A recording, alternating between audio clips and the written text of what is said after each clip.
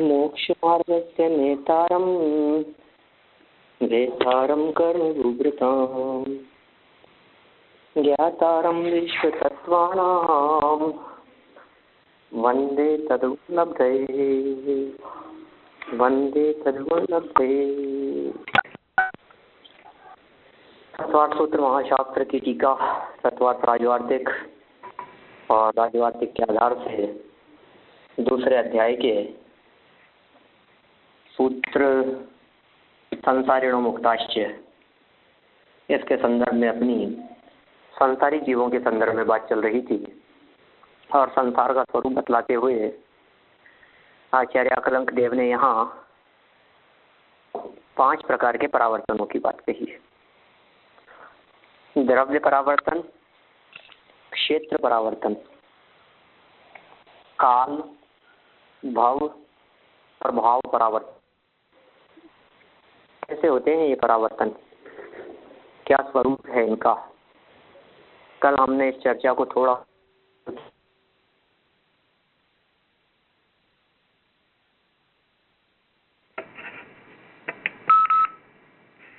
पंडित जी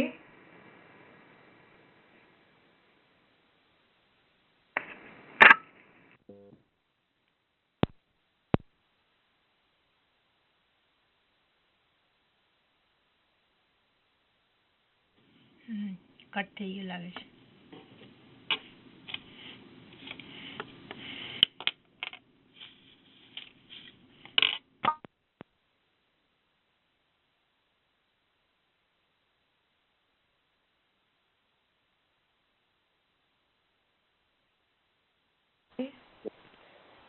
पुद्गल का ग्रहण होता है, क्योंकि द्रव्य परावर्तन में एकमात्र पुद्गल ही ऐसा है जिसके साथ में इस जीव का मिलने और बिछुड़ने रूप या ग्रहण करने और त्यागने रूप संबंध देखा जा सकता है।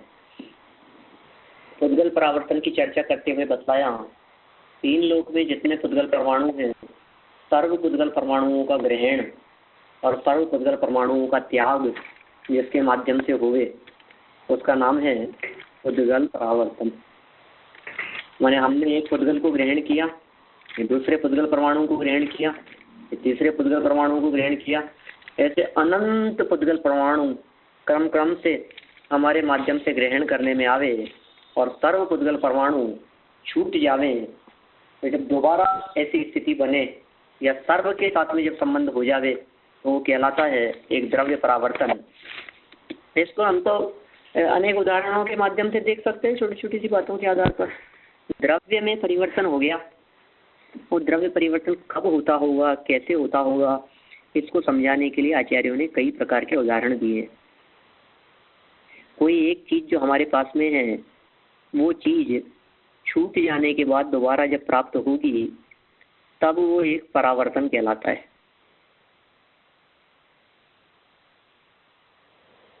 छूट गई, बिछड़ गई, टूट गई, नष्ट हो गई, अब वो चीज दोबारा वही चीज, उसके वही गुण, उसके उतने ही अविभागी प्रतिच्छेद, ये सब वैसे के वैसे कब हमारे को प्राप्त होंगे वो कहलाएगा, इतना लंबा काल एक पुद्गल परावर्तन कहलाएगा।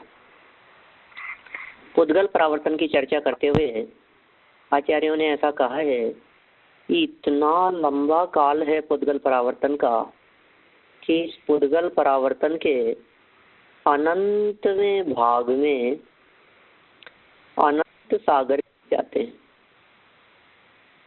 अनंतवें भाग में और अनंत सागर, आप सोच सकते हैं कैसी स्थिति होगी।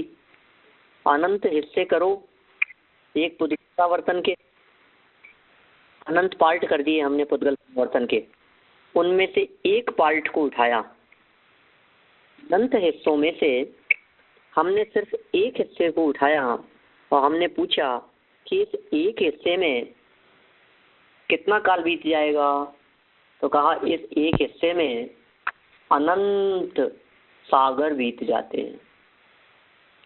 दूसरे हिस्से में, बोले दूसरे हिस्से के अंदर भी अनंत बीत जाते हैं। तो वे तीसरे हिस्से में, बोले तीसरे हिस्से में भी अनंत सागर बीत जाते हैं। कि चौथे में तो उसमें भी अनंत सागर बीत जाते हैं। ऐसे अनंत सागर एक बार पूरे हों, फिर दोबारा अनंत सागर पूरे हों, फिर तीसरी बार फिर अनंत सागर पूरे हों, फिर चौथी बार फिर अनंत सागर पूरे हों, इस तरह से अनंत सागर, फिर अनंत सागर, फिर अनंत सागर, फिर अनंत सागर, फिर अनंत सागर, ऐसे अनंत अनंत करते हुए अनंत बार अनंत सागर बीत जावे, तब एक पुद्गल परावर्तन होता है। दिमाग के ऊपर से निकल गई ना बात? कितना बड़ा काल है पुद्गल परावर्तन का, ऐसा लगने लगता है हमारे को। क्या कह रहे हैं कितना? पंडित जी एक प्रश्न है, ये पुद्गल परावर्तन में पुद्गल परमाणु लेने का कि पुद्गल स्कंद लेने का? पुद्गल परमाणु लेना है साहब। अच्छा, पुद्गल परमाणु, ओके। हाँ, अभी इसका अभी पूरा मैंने एक्सप्लेन किया नहीं है इस चीज को। आपको इसकी चर्चा बहुत सारे ग्रंथों के अंदर पढ़ने को मिल सकती है। मैं तो आपको शॉर्ट में यहाँ उन सब बातों को समझाने का प्रयास कर रहा हूँ, क्योंकि मेरे पास में कुछ लोगों का आग्रह आया, कुछ लोगों के कॉल भी आए कि आप इस प्रकरण को पूरा पीरियड लीजिए पंच परावर्तन को समझाने के लिए। ठीक है, मैं कोशिश करता हूँ कि अपन आज के पीरियड में। हाँ जी, प्रश्न ये है, आपने बताया ना अनंत में भाग में अनंत सागर चले जाते हैं। अगर जीव ने 200 सागर 2000 सागरों में काम नहीं किया तो वह वापस निगोद में चला जाता है। तो फिर पुद्गल परावर्तन कंटिन्यू कैसे रहता है? वो तो कंटिन्यू रहता है, पुद्गल परावर्तन तो कंटिन्यू चल ही रहा है ना। पुद्गल परावर्तन इज पार्ट ऑफ टाइम। तो वो काउंट नहीं भी होगा उतना टाइम। हाँ हाँ, निगोद दशा के अंदर भी पुद्गल परावर्तन चल रहा है। नहीं, वो तो बराबर है, लेकिन समय मनुष्य हुआ और काम नहीं किया, वापस निगोद में गया, तो जब भी पुद्गल की स्थिति, एक पुद्गल के बाद दूसरा पुद्गल आएगा तभी वो काउंट होता है, नहीं तो नहीं होता है। तो फिर वो जितना भी टाइम वो समझो निगोद में गया तो वो वापस काउंट होगा ही नहीं। ओके, देखिए ऐसा है, पुद्गल परावर्तन के संदर्भ में किसी भी एक स्थिति से प्रारंभ करें और वही स्थिति दोबारा घूम फिर करके जब आ जावे तो उसे एक पुद्गल परावर्तन संज्ञा दी गई है। बराबर। वापस बोलता हूँ, कोई एक सिचुएशन से हमने किसी चीज को प्रारंभ किया, अब सेम सिचुएशन, वही व्यक्ति, उसकी वही परिस्थितियां, उतनी ही उम्र, हर चीज एक जैसी हो सकती है लेकिन उम्र तो एक जैसी नहीं होगी ना। 5 मिनट अभी जब हमने इस सेशन को शुरू किया था उस समय में और अभी वर्तमान हमारे में कुछ फर्क है या नहीं है? कि है ना फर्क?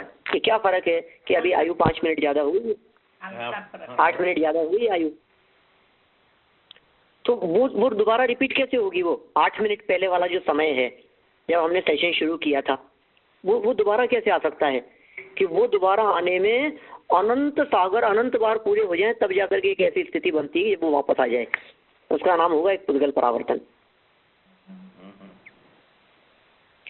इस चीज को कैसे कैलकुलेट किया है, इस चीज की गणना किस प्रकार से की गई है, इसके संदर्भ में ऐसा कहा गया है, यह जीव जन्म समय सर्वजगन्य भाव ले लीजिए, उस समय में आहार वर्गणाओं को जिस रूप में ग्रहण कर रहा है, जन्म के समय प्रथम समय में इस जीव ने जिन वर्गणाओं को ग्रहण किया, जिन अनंत पुद्गल परमाणुओं को ग्रहण किया, वे पुद्गल परमाणु जब दोबारा ग्रहण करने में आएंगे, वे ही परमाणु उतनी ही संख्या में,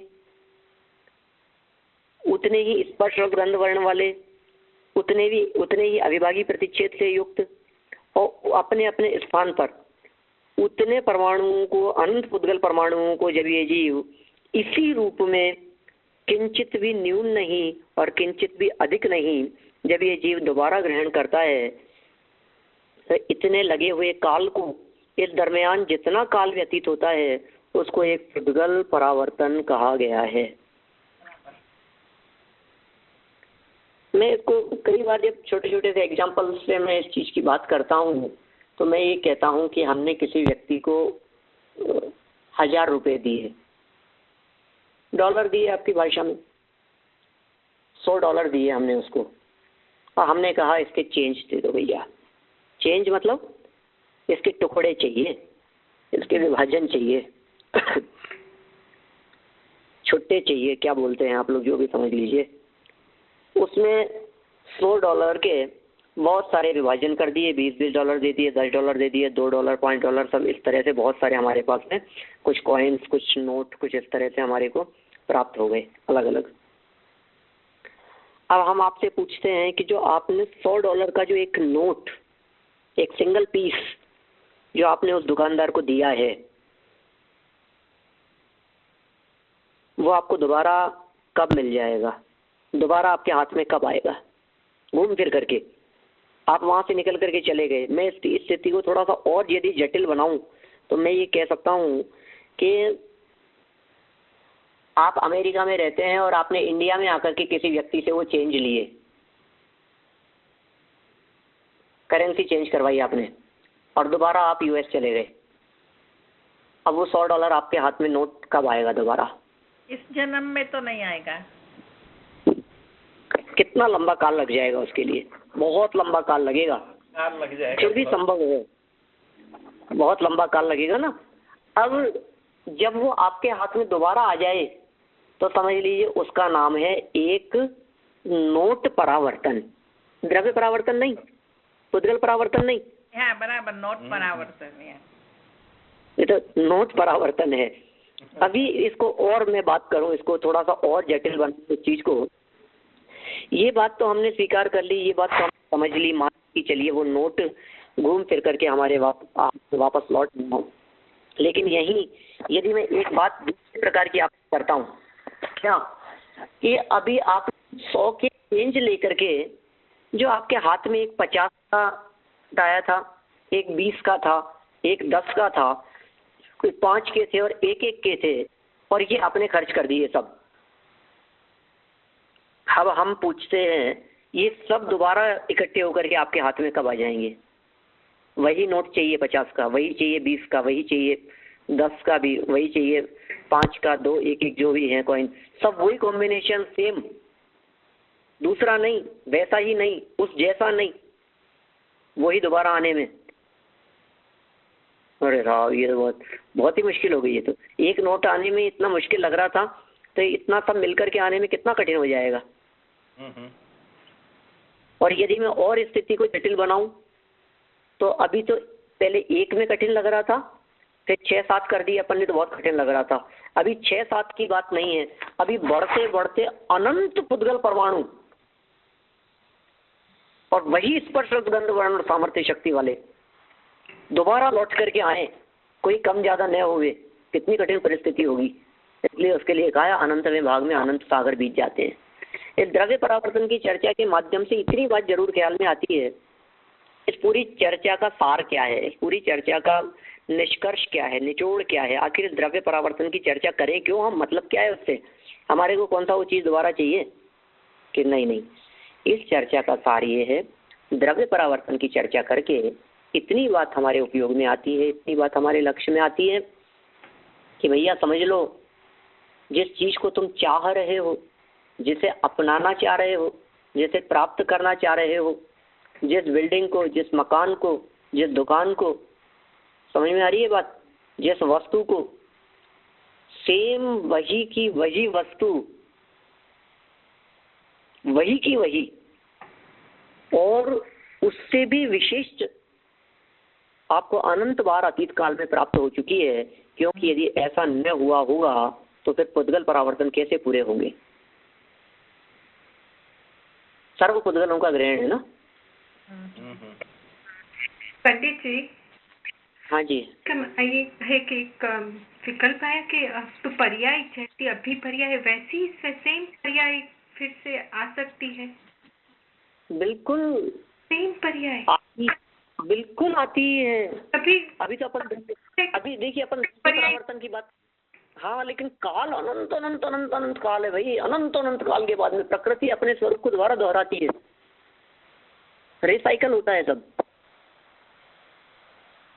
अच्छा मेरे को बतलाइए, मैं आपसे कहता हूँ, आज कभी कभी इस तरह के न्यूज चैनल्स वगैरह पर और न्यूज़पेपर्स में इस तरह की घटनाएं आती है ना, इनको लेकर के अपने क्या कहेंगे, खगोल विज्ञान को लेकर के, ग्रह नक्षत्र ग्रहण आदि के संदर्भ में, और ऐसा उल्लेख आता है कि इस सदी का सबसे बड़ा सूर्य ग्रहण है इस शताब्दी में 1300 वर्ष बाद में दोबारा हुआ है,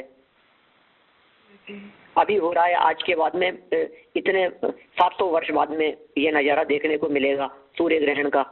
हाँ। मतलब सेम वही चीज 700 वर्ष बाद में दोबारा होने वाली है, सेम वही चीज अभी 700 वर्ष बाद में जो होगी उसके अंदर टाइम फर्क है, अभी 3 मिनट 4 सेकंड का था, 700 वर्ष बाद में जो होगा वो 1 मिनट 17 सेकंड का होगा, बहुत फर्क हो गया उसमें। अभी हम कह रहे हैं और काल 700 वर्ष नहीं 7000 वर्ष आगे की ले जाओ, 70,000 वर्ष आगे, 70 करोड़ वर्ष आगे, करोड़ों करोड़ों वर्ष आगे रिपीट हो जाएगी वो चीज,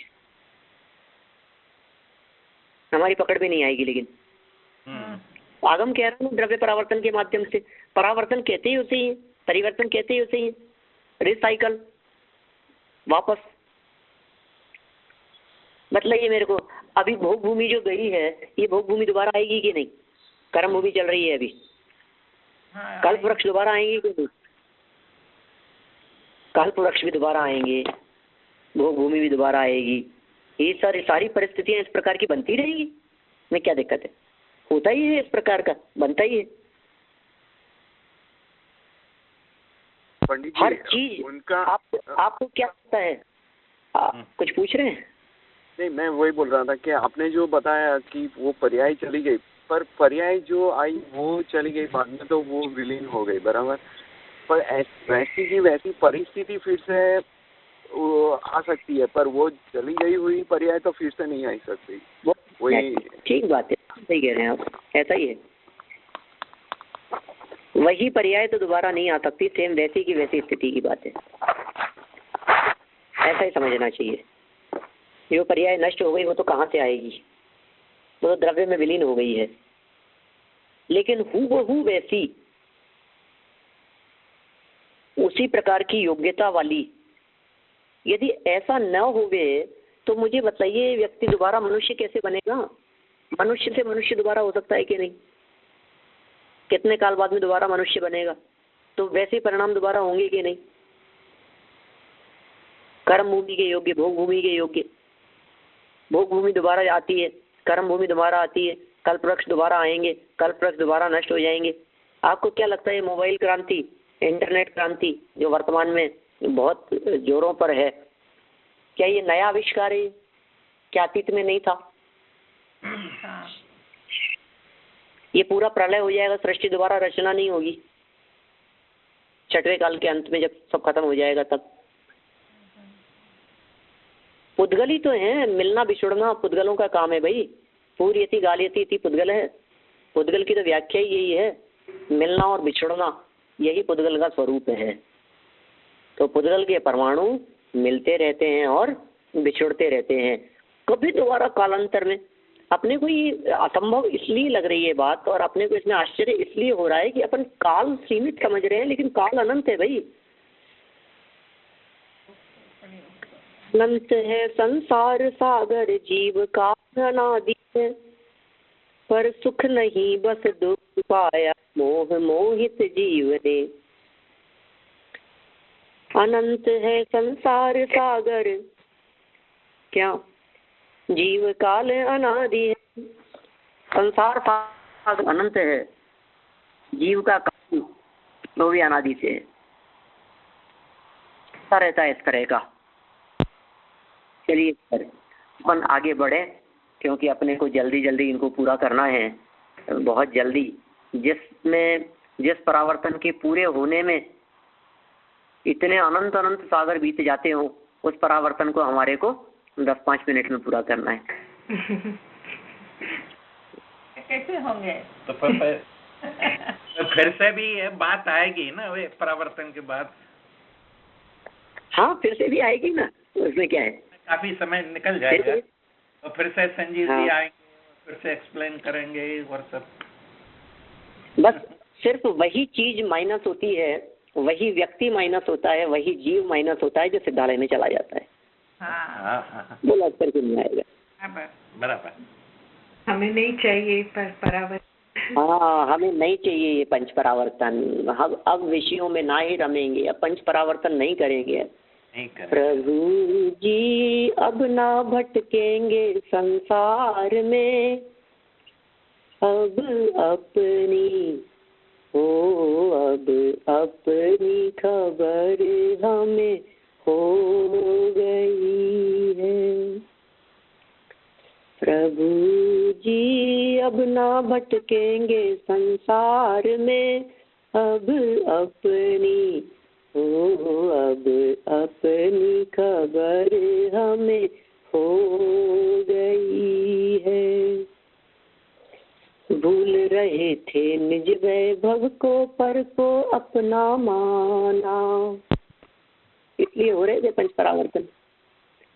भूल रहे थे निज वैभव को, पर को अपना माना, विष सम पंचेंद्रिय विषयों में ही सुख हमने माना, पर से भिन्न लखूं निज चेतन, मुक्ति निश्चित होगी प्रभु जी, अब ना भटकेंगे संसार में, अब अपनी खबर हमें हो गई है। अपनी खबर हो जाए तो पंच परावर्तन मिट जाए। ये पंच परावर्तनों की भी चर्चा पंच परावर्तन करने के लिए नहीं, पंच परावर्तनों को मिटा लेने के लिए है। परावर्तनों से दृष्टि हटाकर अपने स्वभाव पर दृष्टि जावे तो परावर्तनों का अभाव हो जावे। परावर्तनों को देखने से परावर्तन नहीं मिटते, लेकिन परावर्तनों के स्वरूप को देखकर वहां से जब उपयोग हटा करके अपने में उपयोग केंद्रित करते हैं तो ये पंच परावर्तन स्वयं ही मिटते हैं। इसका सार भी यही है, इसका उद्देश्य भी यही है, इसका प्रयोजन भी यही है। जिस किसी भी पदार्थ को हम देखें, जिस पदार्थ को प्राप्त करने की इच्छा हो, ऐसा लैपटॉप तो मुझे चाहिए, ऐसा मोबाइल तो मेरे पास में होना चाहिए, ऐसी गाड़ी तो मेरे पास में होनी चाहिए। यार क्या गाड़ी है इसके, देखो आप। हम ये कहना चाह रहे हैं अतीत में ऐसी गाड़ी एक बार नहीं अनेक बार हमारे को प्राप्त हो चुकी है, पर सुख नहीं बस दुख पाया, मोह मोहित जीव ने। इसलिए इनका आकर्षण छोड़ देने योग्य है, इनसे विराम लेने में ही सार है।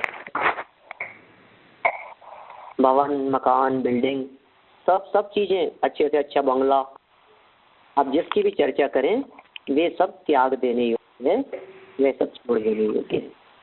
पंडित जी, चलिए। हाँ जी बोलिए। हाँ, जब अपनी खबर हो जाए तब कहते हैं ना अर्ध पुद्गल परावर्तन ही रहता है, तो वो कैसे डिसाइड होता है? अर्ध पुद्गल परावर्तन रहता है ये बात नहीं है। अर्ध पुद्गल परावर्तन तो मैक्सिमम काल है। हाँ, मैक्सिमम, सॉरी, हाँ, मैक्सिमम काल रहता है। तो वो भी कितना निमित्तिक हो सकता है ना कि जब अर्ध पुद्गल परावर्तन रहता है, क्योंकि ये पुद्गलों की रचना, उनका आना अनंत काल के बाद उनका क्या बोलते हैं कि एक पुद्गल परावर्तन का खत्म होना, वही की वही सिचुएशन वापिस आनी। तो जब सम्यक दर्शन जो जीव को होता है उसके बाद अर्ध पुद्गल परावर्तन में तो मैक्सिमम काल में तो उसका हो जाता है। तो दैट मीन्स कि वो भी सब कितना डिसाइडेड होगा ना कि इतने काल में सब परावर्तन भी खत्म हो जाएंगे। डिसाइड तो कौन करेगा इस चीज को? ये तो केवल ज्ञान की दृष्टि से देखे नहीं कह सकते हैं कि हाँ ये भगवान के ज्ञान में झलका है। बाकी तो डिसाइड करने वाला कोई नहीं है, हर व्यक्ति स्वतंत्र है, अपना कर्ता धर्ता, अमूर्तिक कर्ता। कल परसों चर्चा आई थी ना इस तरह की, जीवो वो अमूर्तिक कर्ता, जीव ही अपना कर्ता है, स्वयं ही करने वाला है, स्वयं ही भोगने वाला है। इसके हाथ में है, डिसीजन अपने हाथ में है। हमको संसार में रहना है कि हमको मुक्ति प्राप्त करनी है, ये डिसीजन अपना ही है। आप जैसा डिसीजन लेंगे वैसा ही होगा। आपकी यदि देह के प्रति एकत्व बुद्धि है तो देह की प्राप्ति होगी, और आपका अपनापन गया तो नवीन देह की प्राप्ति नहीं होगी। ऐसा ही स्वरूप है, तो स्वरूप ही है। हाँ, उसका टाइम ही फिर इतना शॉर्ट ही हो जाता है कि मैक्सिमम रिलेशन है। कोरिलेट करती है एक दूसरे से वो चीज। अभी देखिए द्रव्य परावर्तन की हमने बहुत संक्षेप में थोड़ी बहुत बात की, हम क्षेत्र परावर्तन की बताते हैं आगे। क्षेत्र परावर्तन किसका नाम है? क्षेत्र में परावर्तन हो जाए, एक क्षेत्र से शुरू करें और संपूर्ण लोकाकाश के क्षेत्र को पूरा करके वापस उसी क्षेत्र पर आ जावे, उसका नाम क्षेत्र परावर्तन। क्षेत्र का एक सर्कल, क्षेत्र का एक राउंड, एक चक्र पूरा कर लेना, उसका नाम है क्षेत्र परावर्तन, परिवर्तन। कब पूरा होगा, कहाँ से पूरा होगा, कौन सी जगह से पूरा होगा, प्रत्येक प्रदेश हमारी जन्म स्थली रही हो, कैसी कंडीशन बनती होगी, क्या स्थिति होती होगी उसमें। हाँ सोचिए, किसी व्यक्ति ने कहाँ से शुरू किया, इसकी चर्चा इस प्रकार की आती है शास्त्रों में कि सुमेरु पर्वत के नीचे 8 रोचक प्रदेश हैं जो संपूर्ण लोक का सेंटर है, केंद्र है। सुनी होगी आपने कभी बात। 8 प्रदेश ऐसे हैं जो रोचक प्रदेश कहलाते हैं, जो संपूर्ण लोकालोक के सेंटर हैं, मध्य में है। और आत्मा में भी इसी प्रकार के मध्य में प्रदेश है। एक आत्मा को मिनिमम रहने के लिए असंख्यात प्रदेश चाहिए। सर्व जगन्य पर्याय को प्राप्त करके, लब्ध पर्याप्तक निबोध पर्याय को धारण करके इस जीव ने मेरु पर्वत के नीचे सेंटर में वहां जाकर के जन्म लिया। किस स्थिति को लेकर कि जहां लोकाकाश के 8 प्रदेशों को प्रमुख रखकर, सेंटर रखकर अपने 8 प्रदेश सेंटर वाले उस पर स्थित हों और उस जीव का वहां जन्म हुए। प्रथम जन्म की बात कर रहा हूं मैं।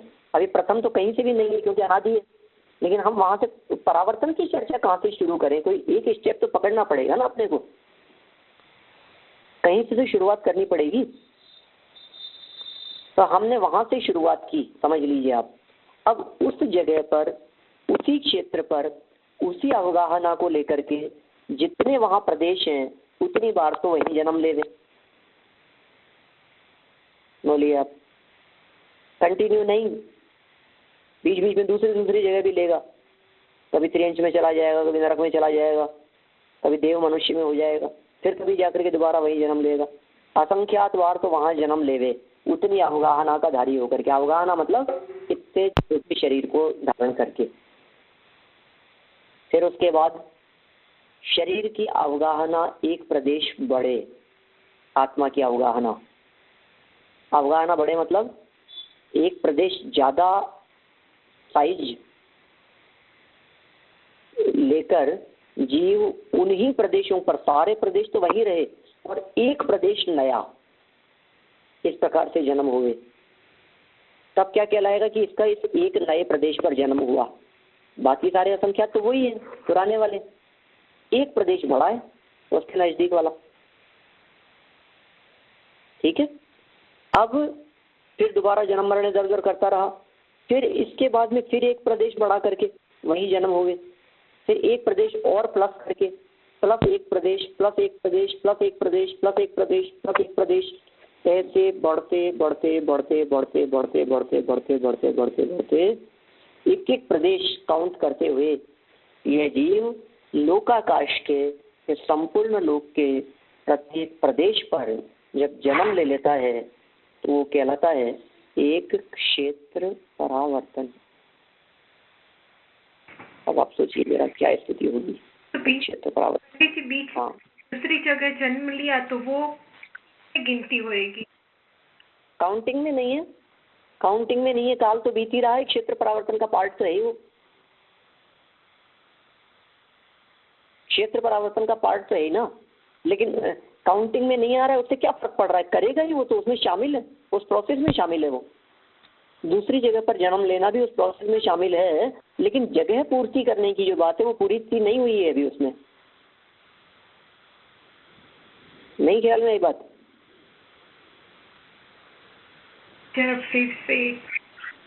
जरा फिर से देखिए, मैं आपको इसको इस तरह से समझाने की कोशिश करता हूँ। मान लीजिए आप क्षेत्र परावर्तन के लिए इस जीव को कितने जन्म धारण करने पड़ते हैं?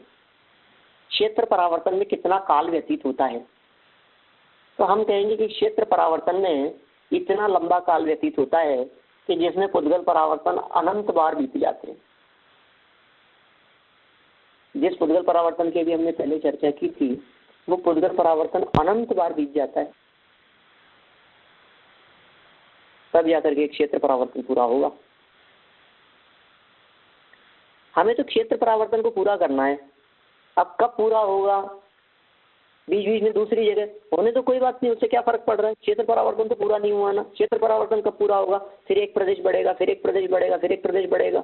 इस तरह प्रदेशों के बढ़ते बढ़ते बढ़ते बढ़ते बढ़ते जो काउंटिंग पूरी हो जाएगी, संपूर्ण लोकाकाश का क्षेत्र पूरा हो जाएगा, तब जाकर के क्षेत्र परावर्तन पूरा होगा। दूसरी जगह पर जन्म लिया है उससे कोई मतलब ही नहीं है, होने दो, ठीक है ना। दूसरी पर यदि जन्म ले लिया है तो होने दीजिए, उससे क्या फर्क।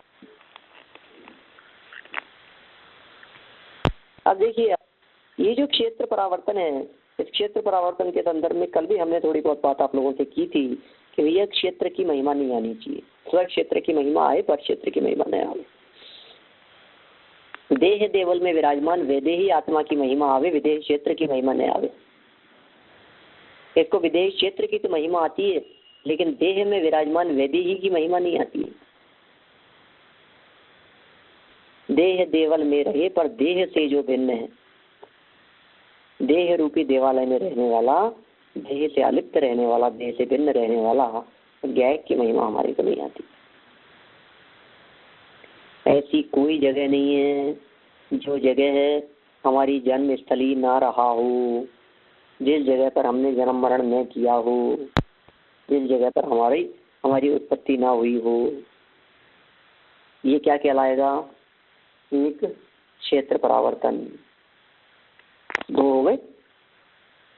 आगे बढ़ते हैं अपन। द्रव्य क्षेत्र के बाद में काल परिवर्तन, काल परावर्तन का क्या स्वरूप है।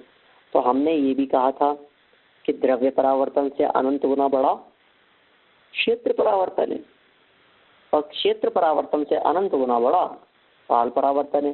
तो क्षेत्र परावर्तन कितना बड़ा है, उसका भाव वचन हुआ कि आपको नहीं हुआ होगा। क्यों नहीं हुआ होगा, क्योंकि अभी हमारे को 3 लोग कहने से बात ख्याल में थोड़ी ना आती है। पहले ये ख्याल में आया हमारे को 3 लोग कितना बड़ा है।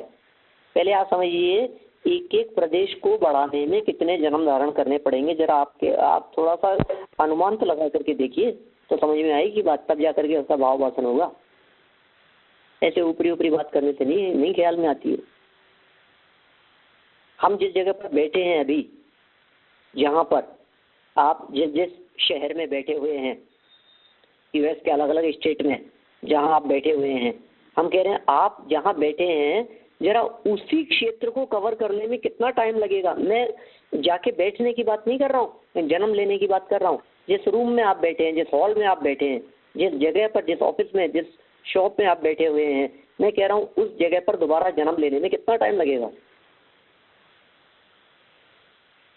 और फिर उसके प्रत्येक प्रदेश पर, उसके बगल वाले हिस्से पर, उसके बगल वाली चौकी पर, बगल वाली टाइल पर। आप प्रदेशों को छोड़िए, अभी हम कहते हैं टाइल ले लीजिए आप। जितने टाइल्स लगी हुई है ना आपके फ्लोर पर, एक टाइल पर एक बार जन्म लिया, अब दोबारा उसके बगल वाली टाइल पर कब जन्म लेगा, उसके बगल वाली पे, इधर उधर नहीं। मैं इसको इस तरह से समझाता हूँ। मान लीजिए कोई हॉल है 20 बाई 20 की साइज का, इतने बड़े हॉल में 1 बाई 1 की टाइल्स लगी हुई है बहुत सारी। हमने कहा भाई साहब आप यहाँ बैठिए स्टेज पर एक चेयर लगा करके, और यहाँ से आप बॉल उछालिए। क्या, एक बार उछालने पर जिस जगह पर पड़ेगी हम समझ लेंगे इस चौके पर आपका जन्म हो गया। फिर दूसरी बार उछालिए, उसके बगल वाले पर ही आनी चाहिए। इधर उधर आएगी तो काउंटिंग नहीं होगी, बगल वाले पर आएगी तो हम समझ लेंगे कि यहाँ भी आपका जन्म हो गया। फिर उछालिए, कितनी बार में होगा। मैं तो ये कहता हूँ क्रम से तो छोड़िए, अक्रम से पूरा करने में भी न मालूम कितनी बार हो जाएगा। में भी अनंत काल निकल मैं कहता हूँ बहुत लंबा काल, बहुत लंबा काल। मैं कह रहा हूँ मान लीजिए 100 टाइल्स बिछी हुई है 10 बाई 10 के, उसमें 100 टाइलें लगी हुई है। अब उन 100 टाइल्स में से आपसे ये कहा जाए कि आप कितनी बार बॉल उछालेंगे कि ये 100 की 100 कवर हो जाए? 100 बार उछालने पर? नहीं, क्या बात कर रहे हो कि 200 बार बॉल उछालेंगे तो 100 टाइल्स कवर हो जाएगी? मार्क करते जाएंगे हम कि इसके ऊपर आपकी बॉल ने टच कर लिया है। ऐसे गेम वगैरह आते हैं बहुत सारे मोबाइल वगैरह में, बच्चे खेलते थे कई बार, फिर स्पोर्ट जिस चीज़ के ऊपर एक बार टच कर लिया वो फूट गया, खुल गया, फिर दोबारा, ऐसे होते हैं ना। आप देखिए जरा उस चीज़ को, प्रैक्टिकल देखिए जरा कितनी बार में। मैं कहता हूँ 100 टाइल को पूरा करने के अंदर आपको 100 जन्म लेने पड़ेंगे। 100 टाइल को पूरा करने के अंदर कितनी बार बॉल उछालनी पड़ेगी? 100 बार, 200 बार, 300 बार, 400 बार, 500 बार, 1000 बार में तो हो ही जाएगा साहब। क्यों? 1000 बार में तो हो जाएगा ना। 1000 बार तो शायद प्रैक्टिस करनी पड़ेगी वो नेक्स्ट वो टच करने के लिए। कितनी बार प्रैक्टिस करनी पड़ेगी उसके पहले? मैं कहता हूँ चलिए नेक्स्ट को छोड़ दीजिए, जो हो जाएगा उसको ही क्रॉस करते जाएंगे हम। हाँ, लेकिन जो हो चुका है उसी के ऊपर दोबारा आपकी बॉल गिरेगी तो ब्लैंक चली जाएगी वो। बॉल तो काउंट होगी लेकिन नंबर 0 मिलेंगे। कितनी बार होगा बतलाओ मेरे को? 1000, 2000? आप लोगों में से यदि कोई तैयार हो तो मैं 5000 बॉल का ऑफर देता हूँ। 5000 बार के अंदर आप करके दिखाइए 100 टाइल्स पर। नहीं कर पॉसिबल नहीं। माने 100 टाइल्स के ऊपर 5000, पर टाइल के ऊपर 50 का एवरेज आया है ना। हम कह रहे हैं ऐसे 100 टाइल्स नहीं है, 1000 हो तो, 5000 टाइल्स हो तो, 1 लाख यदि टाइल्स हो तो, करोड़ अरब खरब हो तो, असंख्यात प्रदेश हैं सुई की नोक जितने हिस्से पर, सुई के नोक जितने हिस्से पर असंख्यात प्रदेश हैं। अब आप समझ लीजिए, उनको कवर करने के लिए असंख्यात चाहिए। फिर उस सुई, फिर बगल में एक और सुई, वो वहाँ उतने, वहाँ भी असंख्यात है, वहाँ भी असंख्यात असंख्यात है। एक एक प्रदेश बढ़ते बढ़ते बढ़ते बढ़ते बढ़ते हुए।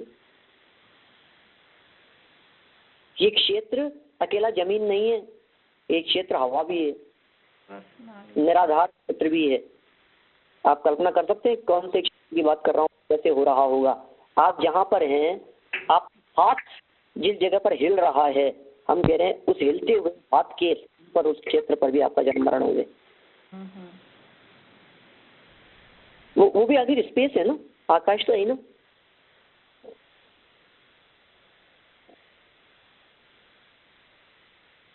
दिमाग के ऊपर से निकल जाती है बात, कितना बड़ा क्षेत्र होगा। एक रूम में प्रत्येक जगह पर जन्म लेने की जब हम बात करते हैं तो फ्लोर फ्लोर काउंट कर लेते हैं। अकेले फ्लोर की बात थोड़ी नहीं, हम तो घन की बात कर रहे हैं। फ्लोर तो कुछ नहीं है, पूरा घनाकार आकाश, पूरा घनाकार क्षेत्र। किस प्रकार जन्म होता होगा, एक इंद्रिय बन करके, निगोदिया बन करके, हैं? इस प्रकार ये जीव जन्म मरण तो करता ही रहता है। इसीलिए तो कहा है अनंत सागर एक बार, अनंत सागर 2 बार, इस तरह बढ़ते बढ़ते अनंत सागर अनंत बार बीत जावे, तब तो होता है एक पुद्गल परावर्तन। और पुद्गल परावर्तन एक बार, फिर पुद्गल परावर्तन दूसरी बार, फिर पुद्गल परावर्तन तीसरी बार, फिर पुद्गल परावर्तन चौथी बार, फिर पुद्गल परावर्तन 5वीं बार, फिर पुद्गल परावर्तन 6ठी बार, बढ़ते बढ़ते बढ़ते बढ़ते फिर पुद्गल परावर्तन, फिर पुद्गल परावर्तन पूरा हो जाए, फिर पुद्गल परावर्तन पूरा हो जाए, फिर पुद्गल परावर्तन पूरा हो जाए। ऐसे पुद्गल परावर्तन पूरे होते होते होते होते अनंत बार पुद्गल परावर्तन पूरे हो जाए। अब हुआ है एक क्षेत्र परावर्तन। कितना लंबा काल लगेगा, हमने किया है। विदेश क्षेत्र का कोई ऐसी नगरी नहीं है, कोई ऐसा क्षेत्र नहीं है, कोई ऐसा प्रदेश नहीं है जिस जगह पर हमने जन्म नहीं लिया। सब जगह पर भी जन्म लेकर के आया। महावीर भगवान के आत्मा पर भी जाया आया, आदिनाथ के आत्मा पर भी जाया है, अतीत के अनंत तीर्थंकरों के आत्मा और क्षेत्र और सिद्धालय, सम्य शिखर, उस पर्वत के कण कण को हमने प्राप्त किया है द्रव्य परावर्तन में, और उसके प्रदेश प्रदेश पर हमारा जन्म हुआ है क्षेत्र परावर्तन के रूप में। अब कौन से क्षेत्र की चाह रह गई भाई? पेरिस चलें, इंडिया घूम लें, कहीं बाहर चलाएं, फॉरेन घुमाएं। अरे हाँ, ये तो फॉरेन रिटर्न है। मैं कहता हूँ कई बार हम सिद्ध जिला रिटर्न है।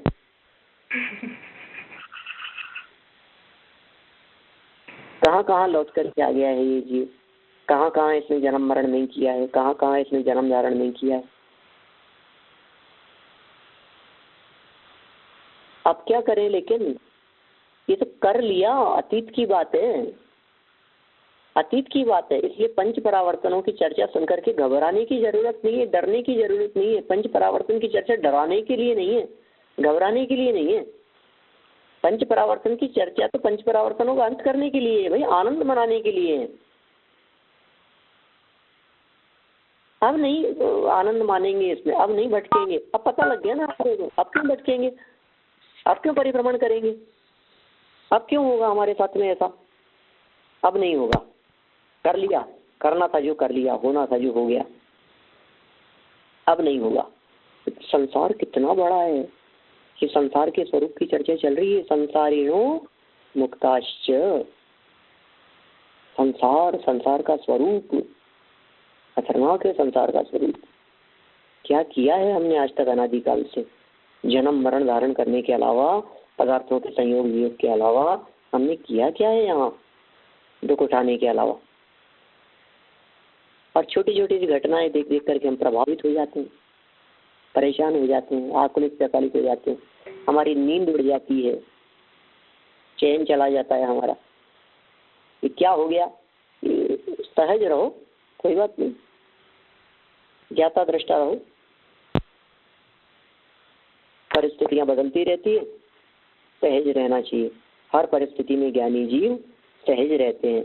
इसलिए द्रव्य परावर्तन के अनंत बार बिताने पर भी, क्षेत्र परावर्तन भी अनंत बीत जाने पर भी मैं ज्यों का त्यों रहा। मैं कहता हूँ इतने द्रव्य परावर्तन किए, इतने क्षेत्र परावर्तन किए, इतने काल भव आदि परावर्तन किए हैं, ये सब कर लेने के बावजूद भी मेरे में क्या कमी रही, ये बताओ। मैं कितना बदल गया, मुझ में क्या परिवर्तन आ गया, मुझ में क्या कमी हो गई? लोग कहते हैं साहब अरे नरक में जाएगा, तिल तिल करे देह के खंड, तिल तिल करे देह के खंड। हम कह रहे तिल तिल करे देह के खंड, फिर क्या हुआ? देह के खंड ना, आत्मा के भी खंड किए क्या? आत्मा के भी खंड खंड हो गए क्या? शरीर के टुकड़े टुकड़े कर दिए गए, लेकिन आत्मा का तो एक प्रदेश भी टूट करके अलग हो सके ऐसी किसी कर्म की, ऐसी किसी उदय की सामर्थ्य नहीं थी। मेरा क्या बिगड़ गया? मेरा कौन सा गुण खत्म हो गया? मेरे गुण में कौन सी कमी आ गई? मेरे स्वभाव में कौन सी चीज की कमी हो गई? कमी थी तो सिर्फ एक ही चीज की कमी थी, और जिस चीज की कमी थी वो था मेरा व्यक्तिगत पुरुषार्थ। व्यक्तिगत पुरुषार्थ की कमी थी। ये मेरी ही कमजोरी रह गई, ये मेरी ही क्या कहेंगे वीकनेस रह गई। मैं अपने स्वभाव को नहीं जान पाया, मैं स्वभाव को नहीं जान पाया, न लीन हो पाया, और भूल आपको भरमतवा दी, और अपने आप को भूल करके व्यर्थ में ही मैं भ्रमण करता रहा, भटकता रहा, घूमता रहा, दुख उठाता रहा, खेत खिन्न होता रहा, पीड़ित होता रहा, परेशान होता रहा, चलता रहा। यही संपूर्ण जिनागम की चर्चा इसीलिए है। तो द्रव्य परावर्तन की चर्चा हमने अपेक्षित विस्तार से की है। अभी अपने प्रकरण के हिसाब से क्षेत्र परावर्तन की चर्चा भी हम लगभग कर चुके हैं, और मैं नहीं समझता हूँ कि द्रव्य और क्षेत्र परावर्तन की चर्चा में अब कुछ ऐसा रहा होगा जो हमारे जानने योग्य होगा। वहां से शुरू करना है और संपूर्ण लोकाकाश को कवर करना है, बस हो गया क्षेत्र परावर्तन। इससे ज्यादा क्या है? शुरू किया है हमने मेरू पर्वत के नीचे से, और बढ़ते बढ़ते बढ़ते बढ़ते पूरा मध्य लोक, असंख्यात द्वीप समुद्र, और फिर और बढ़ते बढ़ते मध्य लोक के बाद में फिर ऊर्ध्व और अधोलोक को कवर करते हुए 343 घन राजू प्रमाण लोकाकाश का एरिया सब कुछ हमारे जन्म और मरण से कवर कर लिया गया हो, उस स्थिति का नाम है क्षेत्र परावर्तन। उसे हम क्षेत्र परावर्तन कहते हैं। कुछ पूछना हो यदि आप लोगों को तो आप लोग पूछिए। अभी 3 परावर्तन रह गए अपने, मैं कल पूरा कर दूंगा तीनों परावर्तनों को, है ना। एक पीरियड और अपना कल का तो इस 5 परावर्तन वाले सेशन के लिए काल, भव, भाव, इन 3 परावर्तनों की चर्चा हम कल के सेशन में करेंगे। आज जो हमने द्रव्य परावर्तन के संदर्भ में और क्षेत्र परावर्तन के संदर्भ में थोड़ी बहुत जो हमने बात की है, इसके बारे में यदि आप लोगों को किसी को कुछ पूछना हो, कोई शंका हो तो आप बोलिए। पंडित जी आपने बहुत अच्छी तरह से समझाया, बराबर ख्याल में आ गया। चलिए ठीक है, जनवाणी स्थिति मिलते हैं। वाणी के ज्ञान पे सूझे लोकालोक, वो वाणी मस्तक नमो सदा देख हूँ, सदा देख हूँ।